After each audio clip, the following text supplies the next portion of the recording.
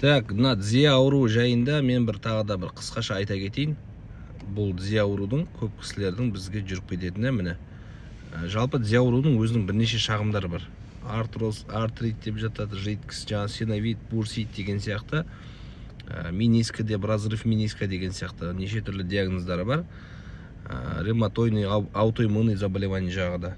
Енді бұның қараңыздар, емделетін жағы, жалпы біз қалай емдейсіз деген кісілерге міне қараңыздар.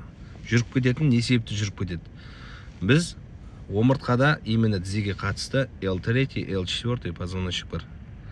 Вот сол L3, L4 позвоночникті біз нерв жолдарын ашамыз, каналдарды. Сөйтіп қан айналымы реттеледі. Аяққа қан көп барады. Сол себепті бел, сегіз көз, омыртқа осы біздегі өмір бойы нагрузка жасағаннан компрессия болады. Омыртқа қисаят, смещение болады. Сегіз көздің өзі қисаят, сегіз көздің өзінде 8 нерв бар, өздеріңіз білесіздер. Соның барлығын жолдарын ашамыз. Ол жерде бізге келген кісілердің минимальный 4-5 омыртқасы қисық болады белде.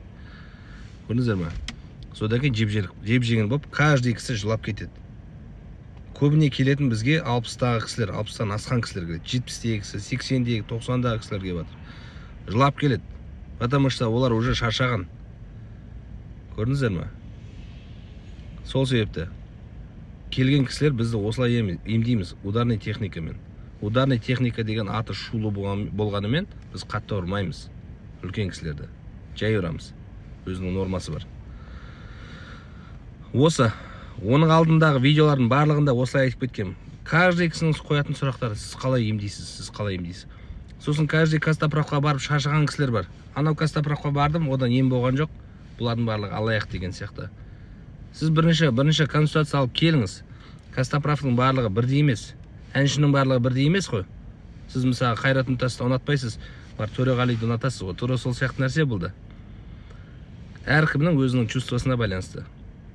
Мен істей алмаған нәрсені, может, басқа біреу істейді деген сияқты ғой. Басқа біреудің істей алмаған мен істеймін. Мысалға, әркімнің сезіміне байланысты. Костоправ деген сол. Костоправ дегеннің ол техникасы да әртүрлі болады. Әркімнің бір школадан шыққанбыз, мысалы, әркім әртүрлі емдейтін кісілер болады, мысалы. Тура сондай нәрсе. Бір класста, мысалы, 30 балаға сабақ беріп отса, 30 түрлі сабақ алып шығады, білесіздер ғой. Бәрі білімді болып шықпайды. Или болмаса бәрі ақымақ болып шықпайды деген сияқты ғой. Просто ол ударный техниканың ішінде әртүрлі болады.